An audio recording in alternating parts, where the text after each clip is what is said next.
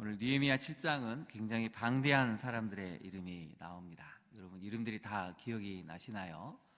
굉장히 다양한 자손들이 나오는데 그만큼 느헤미야서는 역사적인 기록임을 분명하게 보여주고 있습니다. 우리 7장 1절부터 한번 살펴보도록 하겠습니다. 1절부터 4절을 보시면 느헤미야가 성벽이 건축된 이후의 모습을 보여주고 있는데요. 후속 조치를 하고 있는 모습을 알려주고 있습니다. 성벽이 건축된 이후에 그 다음에 후속 조치를 어떻게 해야 되는가를 알려주고 있죠. 1절에 보시면 문짝을 달고 문지기와 노래하는 자들 레위 사람들을 세웠다고 합니다. 2절에 보시면 하나니 하나냐와 함께 예루살렘을 다스릴 사람들을 세웠습니다. 특별히 하나냐는 이렇게 표현을 합니다. 충성스러운 사람이다. 하나님을 경외함이 무리 중에서 뛰어난 사람이다. 이 두 사람을 세워서 3절을 보시면 해야 될 일을 알려줍니다. 해가 높이 뜨기 전에는 예루살렘 성문을 열지 말고 파수할 때 그 문을 닫고 빗장을 지르고 그리고 예루살렘 주민이 각각 자기가 지키는 곳에서 파수해서 자기 집 맞은편을 지키게 하라고 알려주고 있습니다.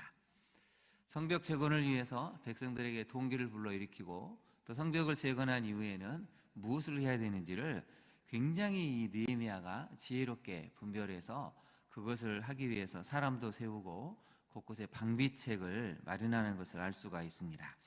그런데 이것이 가능한 이유는 일단 딱 한 가지입니다. 느헤미야가 총독이었기 때문에 그 누구도 느헤미야가 말한 것에 대해서는 함부로 할 수도 없고 또 느헤미야가 해온 것을 보니 이것이 정말 하나님의 뜻이었구나를 알았기 때문에 절대 거기에 대해서 반대를 하거나 거역을 하지 않는 모습을 볼 수가 있습니다.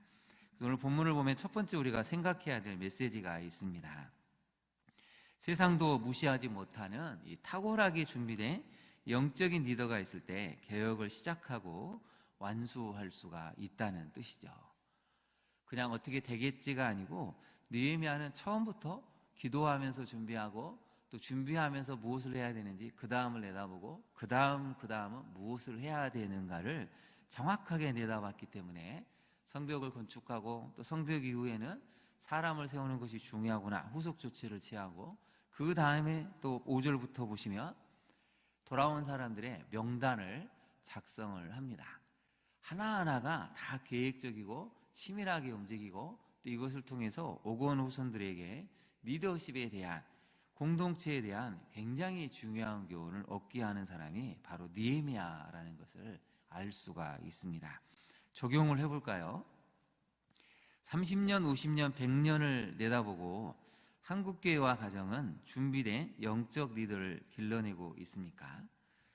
우리의 30년 후에, 50년 후에, 100년 후에 이 땅 대한민국이 어디로 갈지 미리 내다보고 한국교회는 사실 리더를 길러내는 데 힘을 써야 되는데 한국교회가 그동안 치중했던 것은 그래 복받는 데만 열심히 해. 우리 자녀들이 그저 공부 잘하고 좋은 직장을 가지고 좋은 배우자를 만나는 것 여기에 온 마음을 기울였던 것 같습니다. 그게 나쁜 것은 아니지만 그 이후에 무엇을 해야 되는가 리더를 길러내고 우리 자녀들이 가정의 공동체, 교회 공동체, 대한민국이라는 공동체를 책임지는 리더로 세울 수 있도록 그런 말씀에 기초한 가치관, 분별력을 키워줬어야 되는데 한국교회가 30년, 50년을 해오면서 그걸 못해서 지금 교회가 무너지고 있는 것이죠. 오늘 본문은 세상에 나가서 리더가 되는 것이 절대 나쁘지 않다고 교훈을 주고 있습니다. 물론 그동안 한국교회는 구지론이라는 잘못된 안목을 갖고 있긴 했죠. 무조건 세상에 나가면 성공해라, 형통해라 해서 성공하고 형통했는데 그것이 섬김으로 가거나 정말 느헤미야처럼 희생해서 공동체를 세우는 데에는 나아가지 못한 것이 한국교회의 뼈저린 아픔이기도 합니다. 그래서 오늘 본문을 우리가 묵상하면서 우리 다음 세대가 어떻게 좋은 리더가 돼야 될지 10년, 30년, 50년, 100년 후를 내다보고 지금부터 준비해야 대한민국이 다시 한번 느헤미야와 같은 한 사람을 통해서 살아날 수 있음을 성경은 알려주고 있습니다. 오늘 예배 자리에 나온 우리 성도님들의 자녀들이, 후손들이 그 역할을 감당할 수 있기를 진심으로 소망합니다. 두 번째로 우리가 살펴보게 될 내용은 하나님께서 주신 마음에 감동이 될 때 해야 할 일이 보이고 공동체 질서와 체계를 세울 수 있다는 것이죠. 5절을 한번 보실까요? 5절을 보시면 내 하나님이 내 마음을 감동하사 귀족들, 민장들, 백성들을 모아서 그 계보대로 등록하게 했다고 나옵니다. 하나님께서 마음에 감동을 주셔서 이제 너가 무엇을 해야 되는지 돌아온 사람들의 이름을, 그것을 가문대로 가족대로 체계적으로 기록해서 남겨라고 그 마음을 주셨다는 것이죠. 이게 어디에 한번 나오냐면 2장으로 한번 가보시겠습니다. 2장을 잠깐 한번 가보실까요? 2장에 가보시면 2장 12절 말씀을 한번 잠깐 보겠습니다. 2장 12절을 보시면 같이 한번 읽어보겠습니다. 시작. 내 하나님께서 예루살렘을 위해 무엇을 할 것인지 내 마음에 주신 것을 내가 아무에게도 말하지 아니하고 밤에 일어나 몇몇 사람과 함께 나갈새 내가 탄 짐승 외에는 다른 짐승이 없더라. 아멘. 거기 12절에 보면 이런 표현이 나옵니다. 내 하나님께서 예루살렘을 위해 무엇을 할 것인지 내 마음에 주신 것. 이게 바로 하나님께서 마음에 감동을 주셨다는 것입니다. 거기다 하면 네모를 쳐보실까요? 내 마음에 주신 것. 하나님은 우리가 어떤 일을 하고자 할 때 기도하는 자에게 진심으로 기도하며 말씀을 묵상하는 자에게는 그 마음에 감동을 주십니다. 아, 이걸 해야 되는구나. 누군가를 만나야 되는구나. 오늘은 이것을 해야 되는구나. 그래서 여러분 새벽에 일찍 일어나서 새벽 기도를 하는 이유, 새벽 기도에 나오지 못하더라도 하루를 말씀을 묵상하는 큐티하는 이유는 오늘 하나님께서 내가 만나야 될 사람에게 무엇을 말해야 될지 감동을 주시기 때문입니다. 오늘 내가 해야 할 일들에 대해서 어떻게 구체적으로 행동해야 될지 지혜와 분별력을 주시기 때문이죠. 느헤미야는 이런 분명한 하나님의 마음에 감동을 얻는 사람이었기 때문에 계속해서 때에 맞춰서 시기에 맞춰서 사람들을 불러 모으고 감동을 주고 또 오고 오는 세대에 교훈을 줄 수 있는 위대한 역사들을 순간순간 만들 수 있었다는 것이죠. 이런 마음의 감동이 되려면 여러분 우리는 말씀을 묵상하고 기도하는 자리에 나가는 것이 그것이 가장 중요한 이름을 다시 한번 깨닫게 됩니다. 적용을 해볼까요? 우리는 하나님께서 마음에 감동을 주시는 말씀 묵상과 기도를 경험하고 있습니까? 아무리 우리가 말씀을 묵상해도 기도를 해도 마음에 감동이 없다면 우리 자신을 좀 돌아봐야 됩니다. 내가 지금 너무 분주하지는 않은가? 아직 내가 끊지 못하는 죄가 있지는 않은가? 내가 말씀 묵상하고 기도한다고 하지만 사실 그 시간에 온통 다른 생각에 사로잡혀서 집중하지 못하고 있는 것은 아닌가? 아니면 내 욕심이 너무 커서 말씀을 묵상해도 그 말씀이 나를 붙들고 가지 못하고 있는 것은 아닌가? 돌아봐야 한다는 것이죠. 분명한 사실은 하나님은 정말 말씀을 사모하고 기도하는 자에게는 마음에 감동을 주신다는 사실입니다. 이 새벽에 나온 우리 모두가 정말 이 말씀에 귀를 기울이고 경청함으로 또 기도함으로 마음에 감동을 얻고 돌아갈 수 있는 이 새벽 기도 시간이 될 수 있기를 진심으로 축원합니다. 오늘 또 우리가 세 번째 살펴보게 될 내용은 공동체 재건을 위해서 마음과 시간, 물질을 쓰는 공동체가 새 시대를 열어갈 수 있다는 것이죠. 오늘 본문을 보면 여러 가지 화폐 단위가 나오는데요. 한번 잠깐 보겠습니다. 70절을 한번 보실까요? 70절을 보시면 어떤 족장들은 역사를 위하여 보조했다고 나옵니다. 여기서 보조했다는 얘기는 물질을 내놓았다는 뜻입니다. 이 공사를 위해서 여러 사람들이 이 공사를 위해 좀 썼으면 좋겠습니다 하고 자발적으로 물질을 후원했다는 것이죠.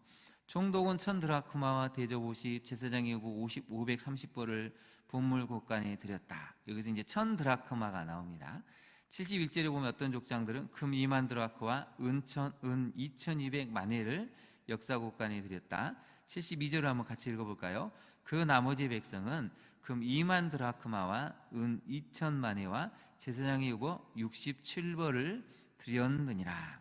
화면을 한번 보실까요? 이게 이제 개역에서는 드라크마가 아니고 다릭이라는 단어를 썼습니다. 다릭은 약 8.4g 정도의 무게를 갖고 있습니다.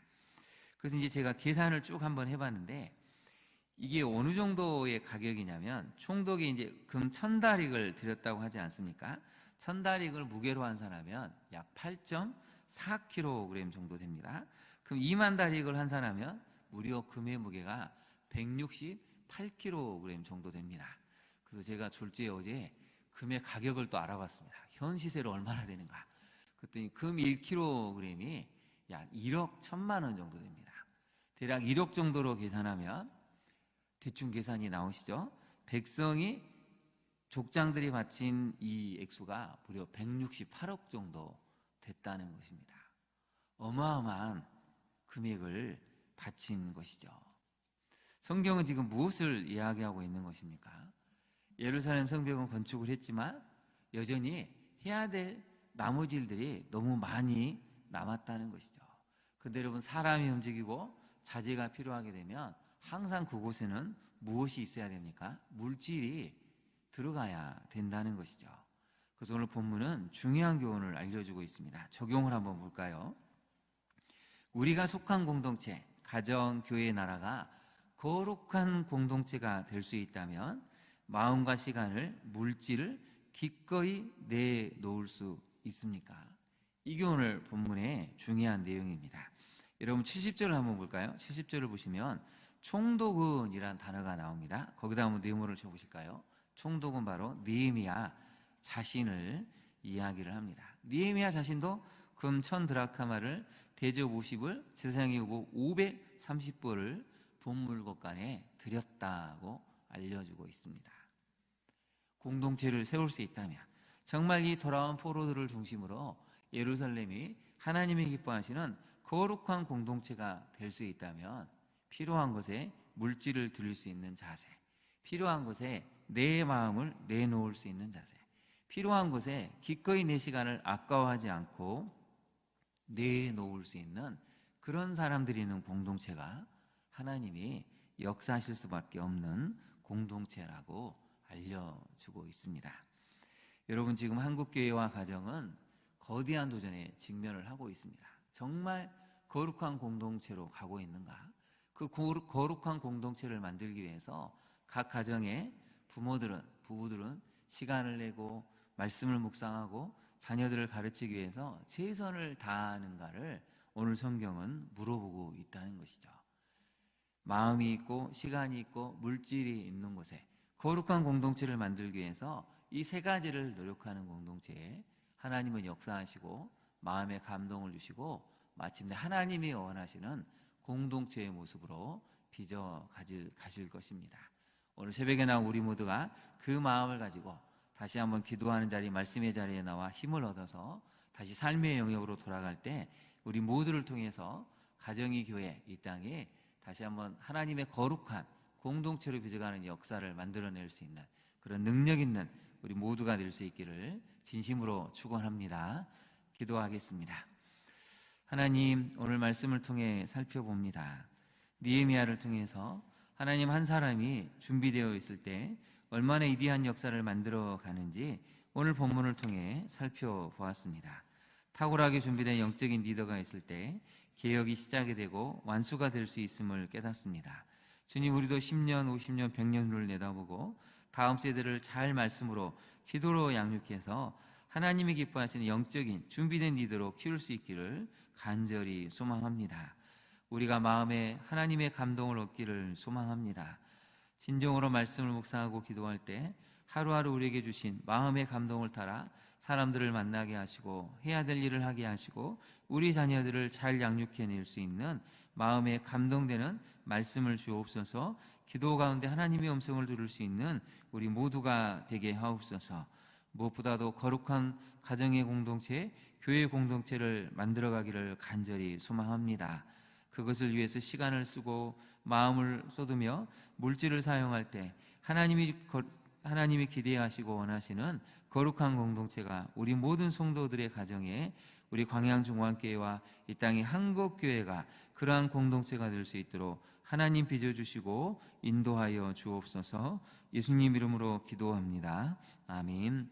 하늘에 계신 우리 아버지, 아버지의 이름을 거룩하게 하시며 아버지의 나라가 오게 하시며 아버지의 뜻이 하늘에서와 같이 땅에서도 이루어지게 하소서. 오늘 우리에게 일용할 양식을 주시고 우리가 우리에게 잘못한 사람을 용서하여 준 것 같이 우리 죄를 용서하여 주시고 우리를 시험에 빠지지 않게 하시고 악에서 구하소서.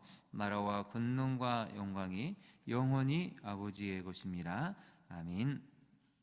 함께 기도하도록 하겠습니다. 특별히 이 시간 우리 자녀들을 위해서 기도하기로 원합니다. 하나님, 우리 자녀들이 정말 이 어지러운 시대에, 마지막 세대에 정말 하나님의 마음을 가지고 준비되는 영적인 리더들이 되어서 가정을 이끌게 하옵소서. 믿음의 배우자로 잘 준비되어서 하나님이 원하시는 경건한 결혼 생활을, 또 가정 생활을 할 수 있도록 정말 우리 자녀들 때문에 믿지 않은 남편이, 아내가 예수 그리스도를 만나고 하나님이 기뻐하시는 믿음의 가문을 형성할 수 있는 그 은혜를 달라고 여러분, 특별히 우리 자녀들을 위해서, 또 우리 손자 손녀들을 위해서 기도해 주시기를 바랍니다. 무엇보다도 하나님께서 주신 마음에 감동이 돼야 됩니다. 하나님, 새벽기도에 나올 때마다, 또 말씀을 묵상할 때마다 우리 마음에 감동을 주셔서 하루하루 만나는 사람들에게 그 감동을 전하고 우리 가정을, 교회를 거룩하게 세워갈 수 있도록 마음을 쓰고 시간을 쓰고 물질을 쓸 수 있는 우리 모든 성도들, 이 땅의 한국교회가 되게 해달라고 우리 주님의 이름을 크게 부른 다음에 기도하도록 하겠습니다. 주여, 이 시간